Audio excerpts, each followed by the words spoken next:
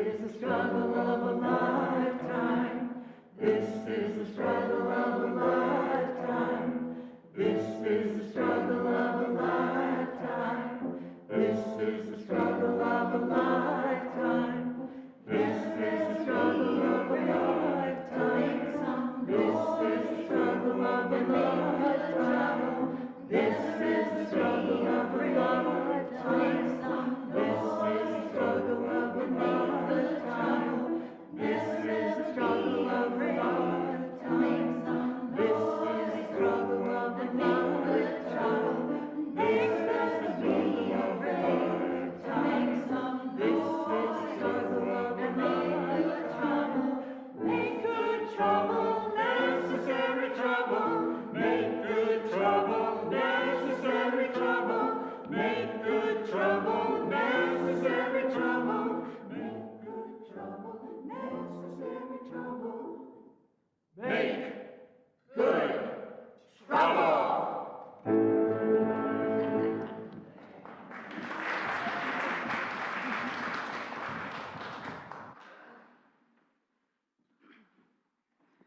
Good morning. Our opening words today come from the fierce poet and fighter Audre Lorde.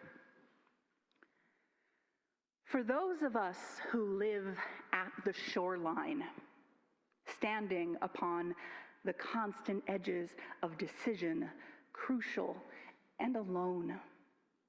For those of us who cannot indulge the passing dreams of choice, who love in doorways, coming and going. In the hours between dawns, looking inward and outward, at once before and after, seeking a now that can breed futures like bread in our children's mouths, so their dreams will not reflect the death of ours.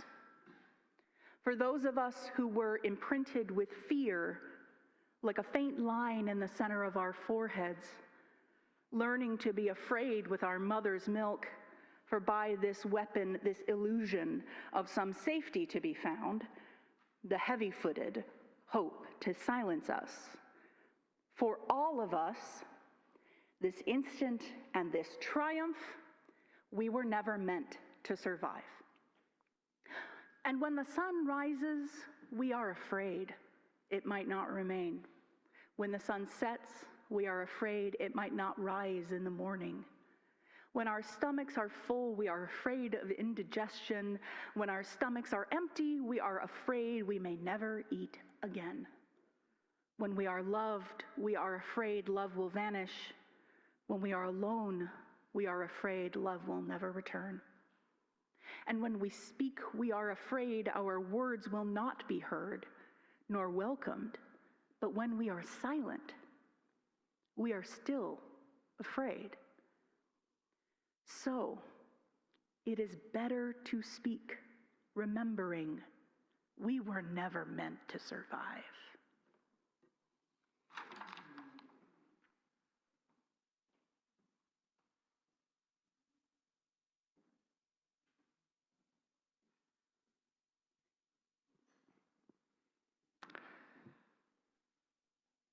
Thank you, Emile, for reading that for us.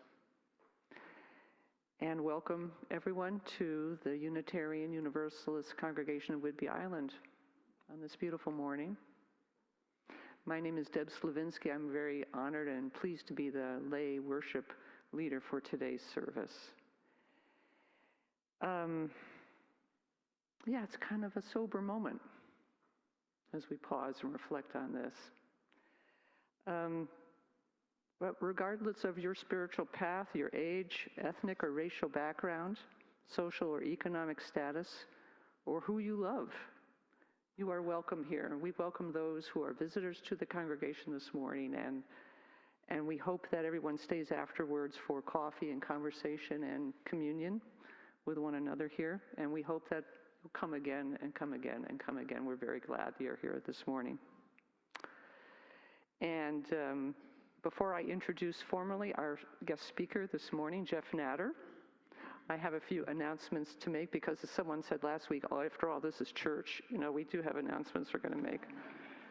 So I have a few short announcements. And the first one is that the board has information and pictures on display in the foyer for possible new signage for the entrance off of the highway. This has been discussed a little bit. Please see Clara Beyer or other board members if you have comments about that signage. Next Sunday after services, first of all, next Sunday is solstice. So there's going to be a special celebration. Okay, all of you druids, druid wannabes, this is your day. Come, it'll be outside, and there will be fire. I have inside information about this fire. And Mark and Emil, who are the worship leaders for next week, are recruiting help for setting up chairs outdoors to celebrate the solstice. And so if you have time to come early next week, we'd really appreciate your help. I think there's a sign-up sheet out in the foyer that Mark is going to man. So if you can come early, help with that, that would be great. And you are also invited to bring your own rhythm instrument next Sunday. For instance, small drums, shakers, castanets, spoons. I found my cowbell this morning. Well, I'm so psyched about this. I cannot wait. Okay. And also next Sunday after the services, there'll be a gathering to honor Mavis and Dave Kaufman because they're planning to move to Puyallup for the next chapter of their lives, and there will be food, music, stories, and a big old send-off for them on their new adventure. So please remain for that if you are able to and know the Kaufmans. Okay. And I would like to introduce this morning's speaker, Jeff Natter, who's a founding member and current vice president of South Whidbey Pride, as well as a board member of the Whidbey Community Foundation. His 25-year career in public health focused on HIV/AIDS, service delivery, and health equity issues. Jeff has also been an LGBTQ+ activist in New York City and the Pacific Northwest. In addition to his public health and queer rights work, Jeff is a professional actor. Since moving to Whidbey Island in 2019, he has appeared in numerous roles with Island Shakespeare Festival, Whidbey Island Center for the Arts, and Outcast Productions. Jeff received a Master's of Public Health from the Columbia School of Public Health and a Master in Fine Arts and Acting from the Yale School of Drama.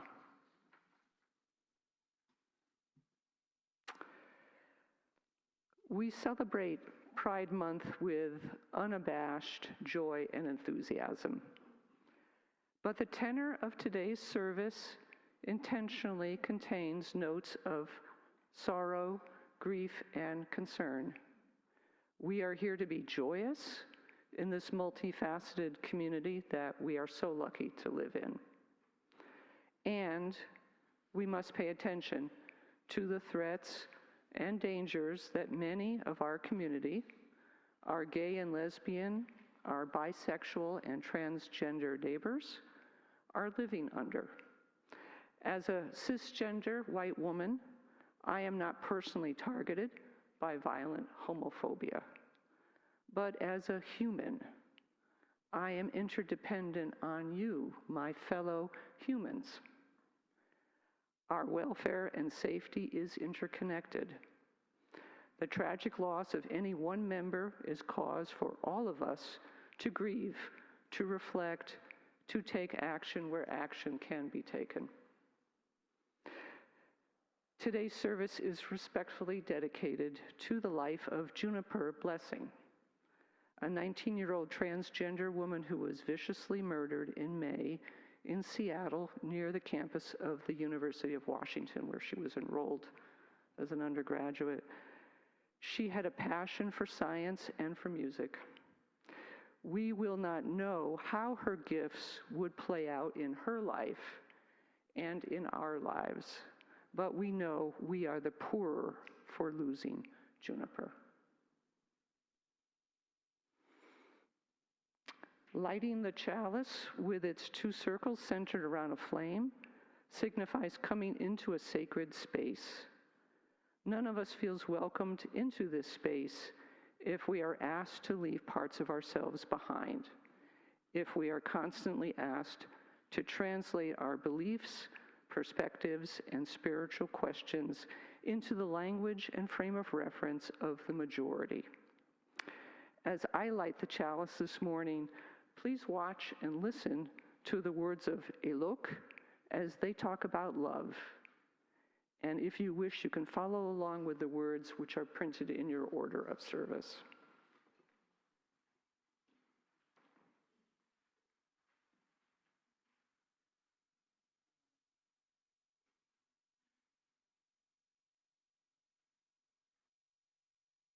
Love means I will never understand you, but I'm going to keep on coming back. Love means I will listen to you tell the same story over and over again because the way that you tell it is different. Love means I love you because you're different. Love means I love you even if I don't understand you. I'm going to keep on trying, and we're going to struggle together to make it work. And that's why the antidote to trauma is compassion.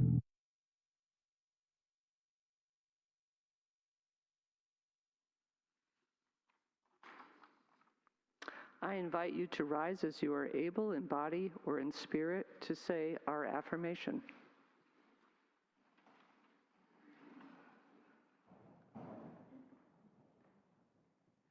Love is the spirit of this congregation, and service is its practice. This is our great covenant, to dwell together in peace, to seek truth in love, and to help one another. Please remain standing for hymn.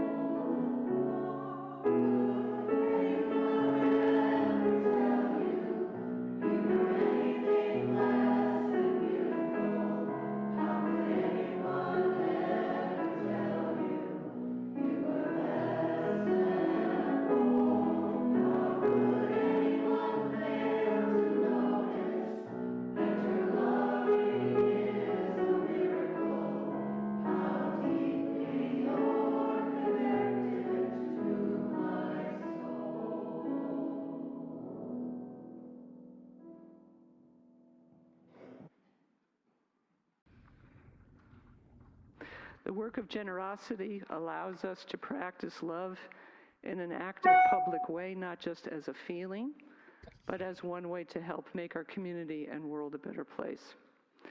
Thank you in advance for your generosity. As the ushers pass the baskets now, the choir will sing, and you are invited as a congregation to remain seated, but also to join in. And I believe the words will be on the screen for this offertory. I send my hope.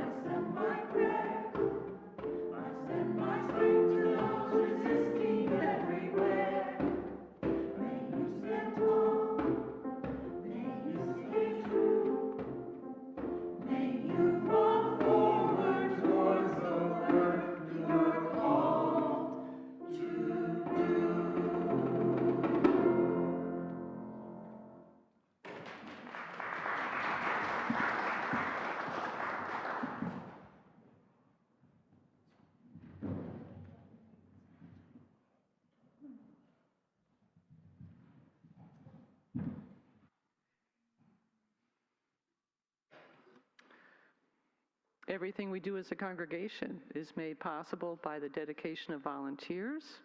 Today's service is no exception. A heartfelt thank you to the community of support that has made today's gathering possible, including Tom Pocock on the tech deck, who's done a lot of work today for us, the choir, our accompanist, our ushers, the refreshments guy, and all the other people who have contributed in spirit. And I want to call out Emil and Jay, particularly for their contributions to today's service. Much appreciated.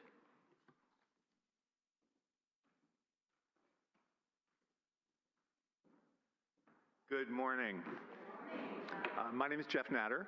Thank you for having me. It is true I have the rather unlikely double master's degrees in acting and public health. And when I went for my second degree in public health, my mother said, well, can't they give you some credit for the work you did during your first degree? And I said, I don't think I can place out of biostatistics for having aced directing and acting, but they both worked out. My thanks to the UU congregation for having me back this year. It's a pleasure to see your faces and know that you're with us in support. I also want to particularly thank my friend Jane Spalding, who helped arrange this for me. Last year, I had the honor and the privilege to come speak with you about what I called the path to resilience, which was about myself and my journey as a gay man, and also about the journey of the queer community as a whole. I'll let you know I use the term queer today to encompass the various identities included in LGBTQIAA+ spirit. I will also sometimes shorten that to LGBTQ+, with an understanding that the intent is not in any way to marginalize or to ignore various populations. So in my talk last year, I talked about the progression, as I said personally and as a community, from shame to acceptance to pride, and then ultimately to resilience. And I define resilience as being the ability to embrace oneself in one's full identity, to love proudly and to openly, and to have developed the skills and courage to stand tall in the face of oppression and cultural, social, personal, and political attacks. That's the resilience that we all strive for, that our community has helped to build over many, many decades.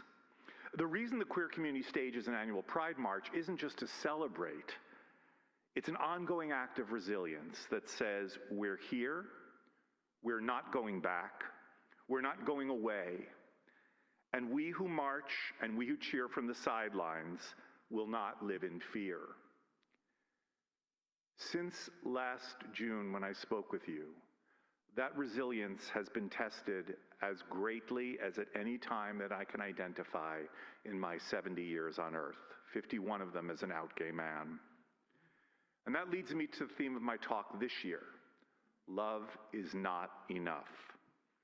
Now, the Beatles may have said, all you need is love, and I hate to disagree with the Beatles. I mean, they also did tell us that we all live in a yellow submarine, and yes, I am the walrus. I'm an old gay Jewish walrus, but nonetheless, they were right. I am the walrus. But at this time, love is not enough. Love in and of itself is not enough to protect the basic human rights that are being eroded for queer people. Love in and of itself is not enough to protect trans and non-binary people from being attacked and murdered daily in the United States and across the globe. We need more than love. We need love that leads to action. And I'll speak more on that in a bit. I want to first talk about the current state of being queer in the United States of America and across the globe, and explain why I spend more time than I'd like feeling sad, angry, and exhausted. As I said, I recently turned 70. I know, hard to believe, but I recently turned 70. I came out when I was 19, which means that I'd spent more than half a century as an out gay man. And during that time, I've been consistently and actively involved in queer justice issues.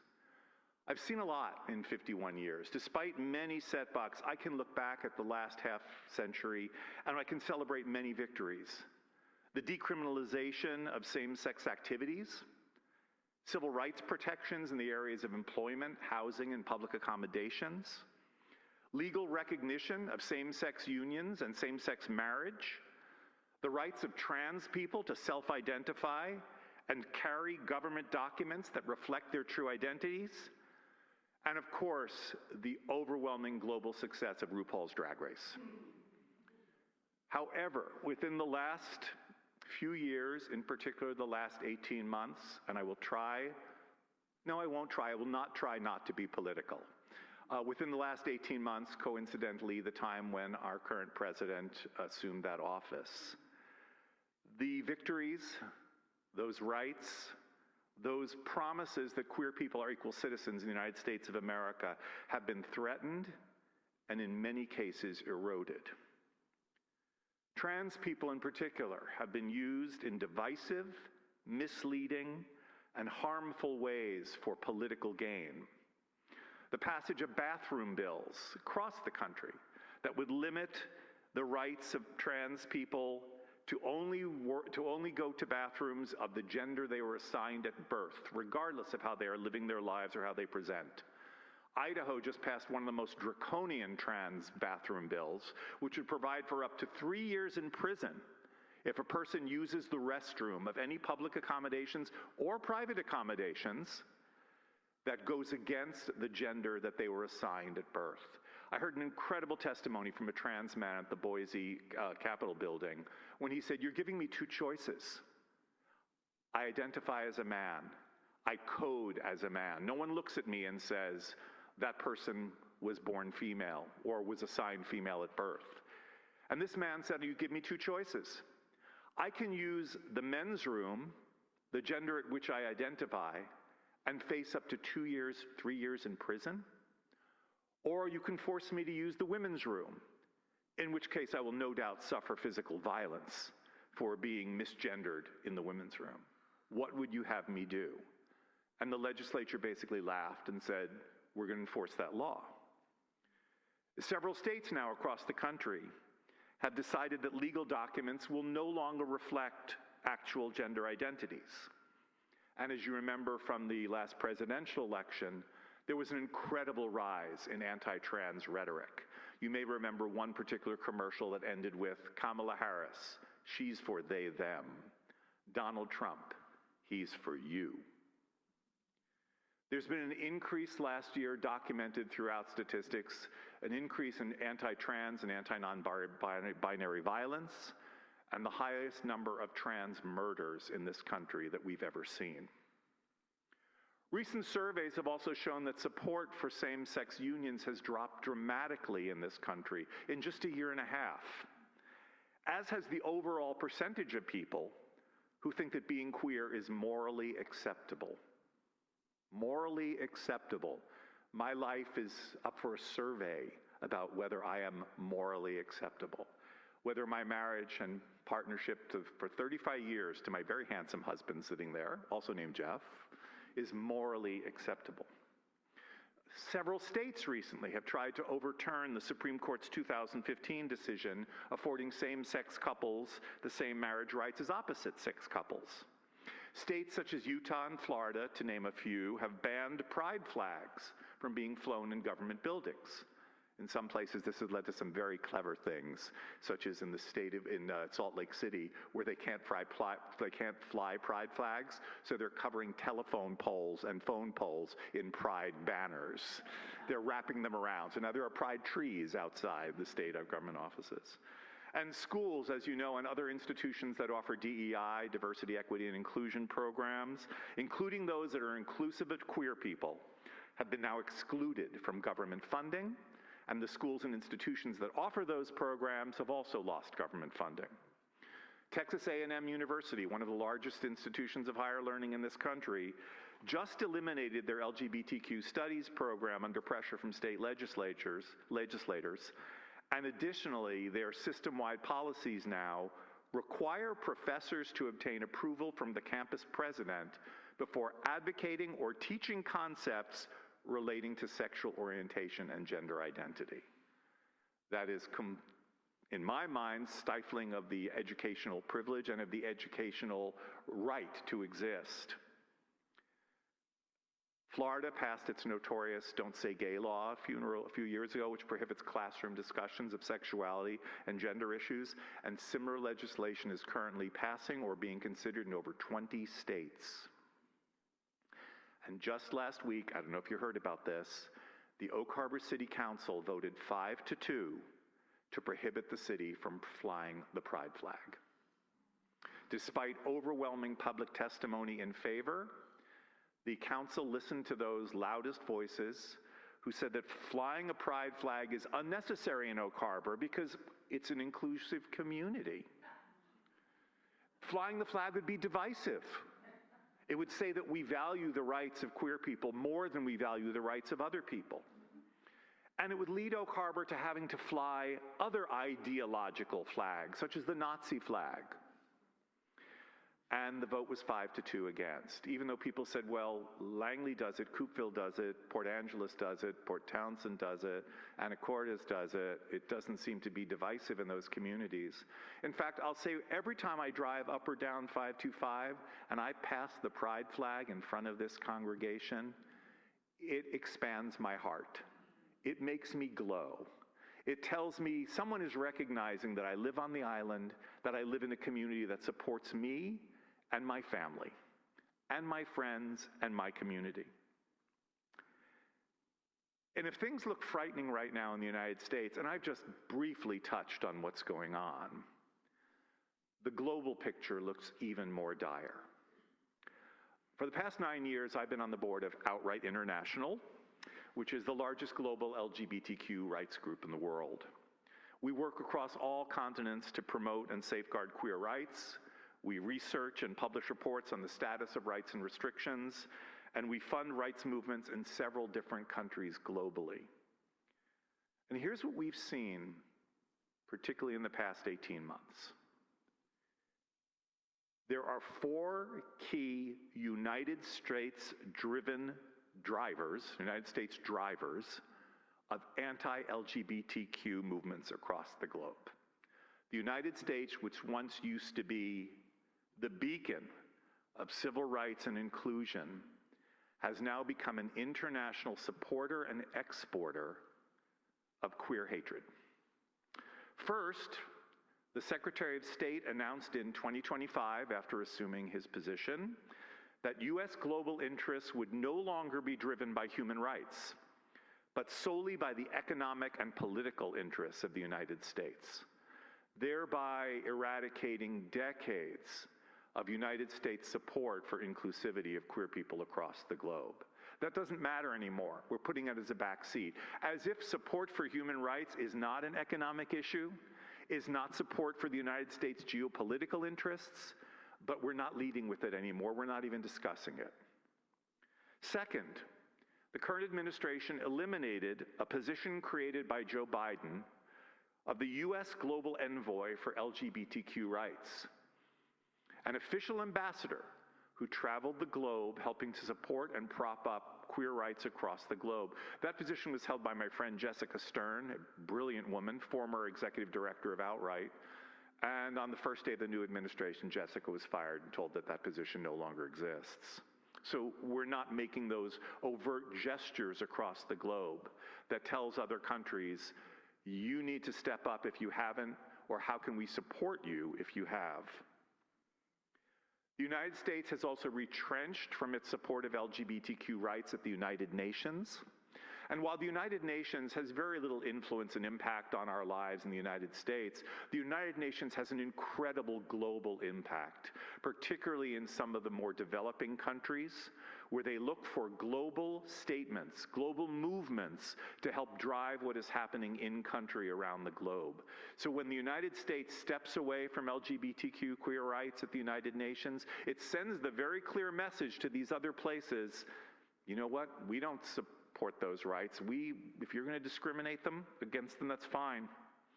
And there also has been, and has been for the past 20 years, increased funding and influence by conservative Christian groups in the politics of foreign nations, particularly in Africa and Southeast Asia, where those groups are providing seed money for the kind of organized political movements that are there to oppress, torture, and in many cases kill queer citizens. Interestingly enough, there are two strikingly contrasting narratives that we've seen globally about queer rights. In many former colonial countries, they said, you know what? Anti-queer legislation and anti-queer propaganda is a colonial era vestige that we want to get rid of. We've seen this in the Caribbean in several countries, and also most strikingly in India, where they said, you know what? Queer culture has existed in our country and around the globe for centuries. And it was only with the advent of French, British, Portuguese, Spanish colonialism that a religious veneer was put over that culture, and we've been made to suppress it. And so some of these countries have said, by eliminating colonialism, we're eliminating homophobia and anti-trans rhetoric.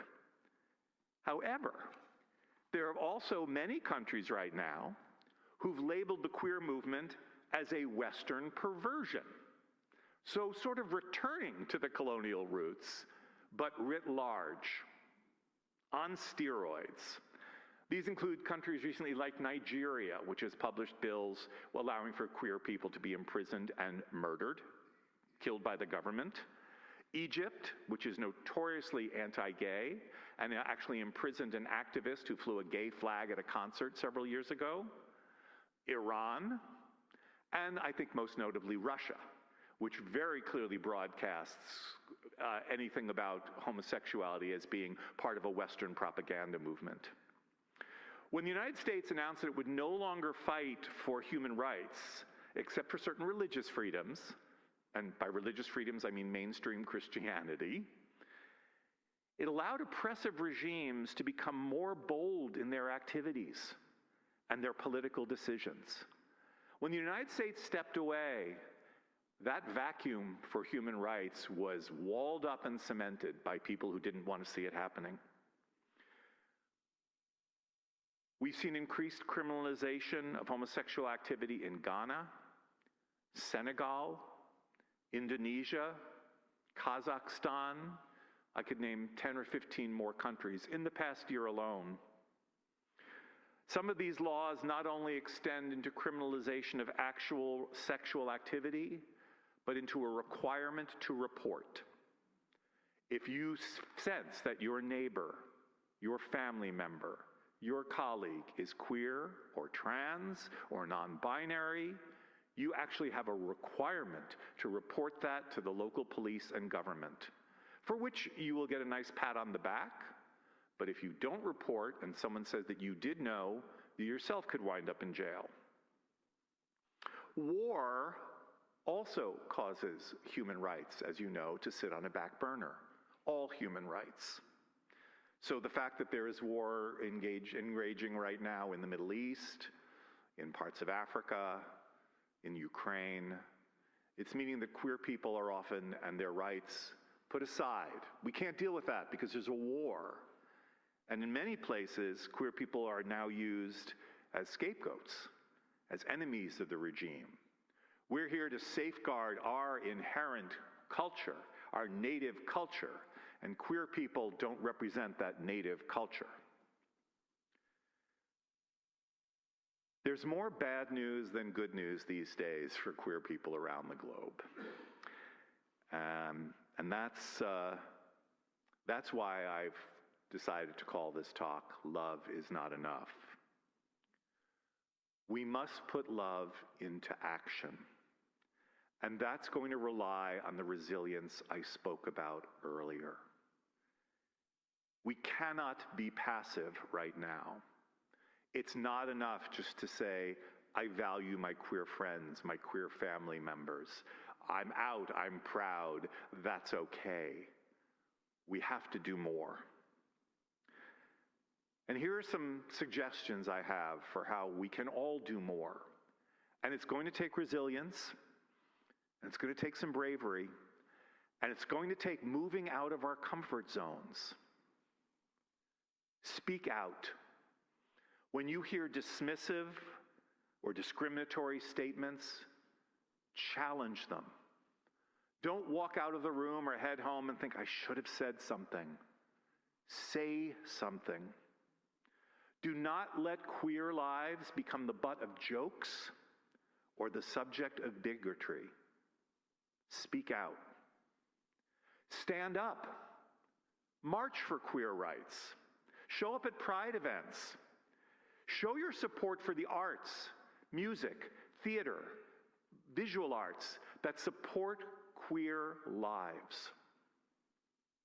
Fly a pride flag. Be visible. Stand up. Take political action. Make your vote count. Support candidates who support the LGBTQ community.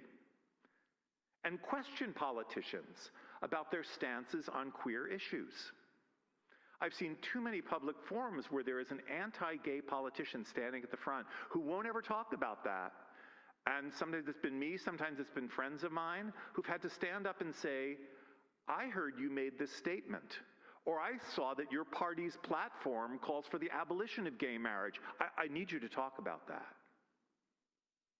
Write letters.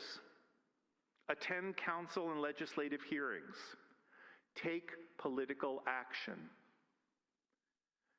Educate yourself. If you don't understand why pride still matters, if you don't understand why trans people exist, if you don't understand why people use they, them pronouns, take it upon yourself to expand your knowledge. Talk to people. Be inquisitive. Educate yourself. And also help support the movement. Funding matters. We are way outnumbered in terms of our funding. We don't have the money to do TV ads. We don't have the money to do billboards. We don't have the money even to do some social media that we'd like to help let people know what the reality of our lives are. The current administration is pulling back funding left and right from any LGBTQ organization and any organization that is friendly to LGBTQ issues. I teach grant writing workshops for the Whidbey Community Foundation, and I told people, if you're applying for a federal grant, don't put in that grant that you're trans friendly. Just don't. You're going to have the wonderful work that you're doing dismissed because of that. Because we know that they'll be checking it off and saying, nope, no, that you're a terrorist. And they're actually labeling some groups terrorists right now because of their support for what they're calling gender ideology. This also means when these funds are withdrawn by the federal government, and the federal government is punishing and taking aggressive action against those organizations, it makes it harder for well-meaning corporations to fund the movement, and it also makes it easier for cowardly corporations to back away. The organization that I'm so proud to be a member of, in addition to South Whidbey Pride, in addition to the Whidbey Community Foundation, Outright International, last year the government withdrew $5 million of our $15 million annual budget, 1/3 of our budget. We had to shutter dozens of programs around the globe. That means voices will be silent, people will go without, and many people will die. What I'm saying is that in taking action, we must create a world in which hatred has no place. And that's not going to mean us being silent. We have to create that world. We have to create a world in which equality is guaranteed and protected and is not a subject for debate. We have to create a world that allows us all to love without fear, to embrace our true selves, and to celebrate instead of eradicate diversity. Love by itself is not enough, but let it be the force that drives our actions and takes us out of darkness. Because if we are all truly going to live together in a yellow submarine, let's steer it into a brighter queer future. Thank you.